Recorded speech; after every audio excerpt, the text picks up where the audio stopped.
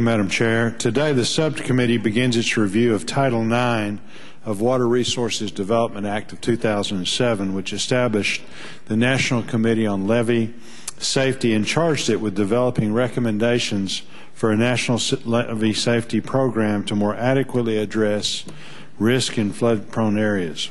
The National Committee on Levee Safety was challenged with coming up with recommendations within 180 days of enactment of a secondary piece of legislation clarifying the provision in the Water Resources Development Act. While this was a steep hill to climb, the committee delivered on its promise. Sadly, the Office of Management and Budget took longer to review the draft report than it took the National Committee on Levee Safety to actually write the report. Even with this review, OMB made no changes to the report.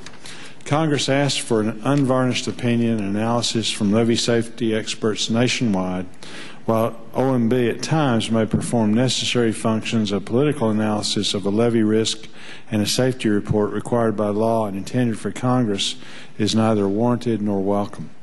This type of meddlesome behavior by OMB and its inattention to infrastructure has left the United States vulnerable to catastrophic flooding.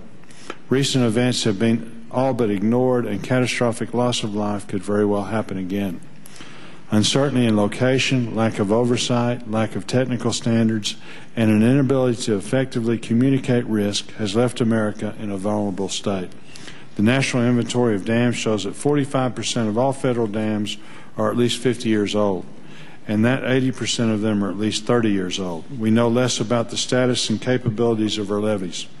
There has never been a national inventory of levees. Little is known about the current condition of both federal and non-federal levees, including whether these levees were designed to meet current conditions or whether they have been properly maintained by the non-federal interest. Over the decades, levees have been built by different entities at different times and to different standards. They have been linked together to provide a protective system, but with such a mixture of conditions, the true level of protection may be in doubt.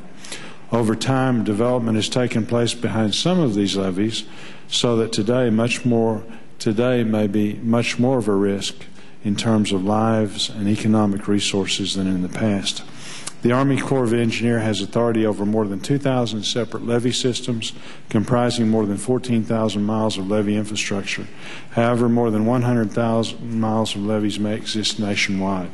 More people are moving to coastal and riverine areas where the risk is at its greatest. Because of Hurricane Katrina and Rita, the federal government is augmenting state and local recovery efforts with billions of dollars of aid to the Gulf Coast.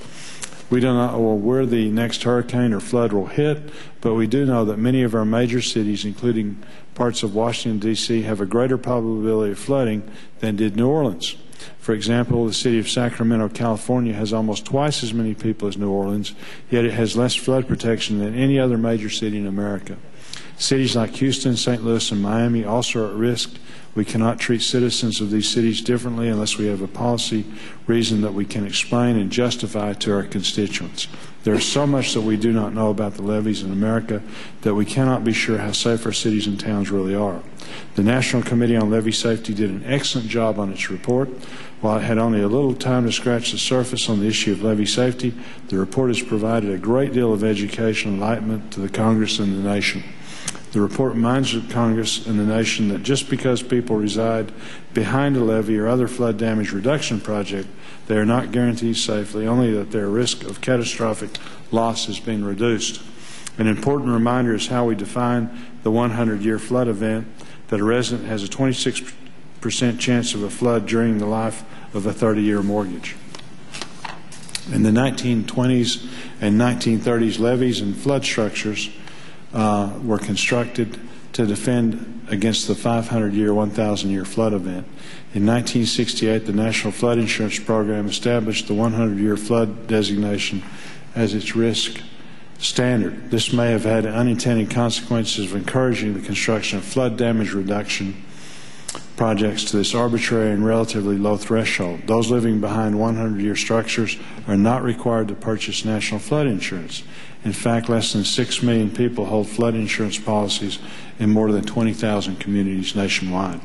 Well-designed and well-constructed projects continue to be economically justified because they reduce risk to life and property. However, new projects may also attract development that otherwise would not be there. Effective flood risk management involves multiple layers of defense and governance, a shared responsibility. Levees by themselves are not an effective solution. Raising structures, reestablishing floodplains, providing insurance, and building reservoirs are all potential ways of reducing flood risk.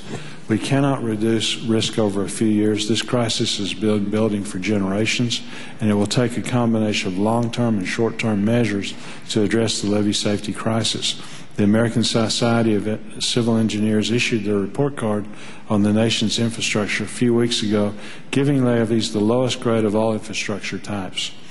They point out that more than 85% of the levees are locally owned and maintained, and their reliability is uncertain. Because we do not fully know the scope of the problem, we do not know what it's going to cost to fix it. However, a rough estimate by ASCE is that it may cost more than $100 billion to repair and rehabilitate the nation's levees. The nation has recently been forced to face the fact that some banks and some businesses are just too big to fail. Well, I would submit to you that the potential risk posed by unsafe levees is a risk too big to ignore. We must begin to get an understanding of the scope of the problem and begin to discuss strategies to reduce flood risk in America. I would like to thank the National Committee on Levee Safety for providing to Congress a reasoned and thoughtful approach to initiating our efforts on National Levee Safety Program. While we may not agree on all of the finer points of their recommendations, I want to congratulate the members of the National Committee on Levee Safety for meeting the challenge of producing an enlightening report. Thank you, Chairwoman Johnson, for holding this hearing. I look forward to the testimony of the witnesses.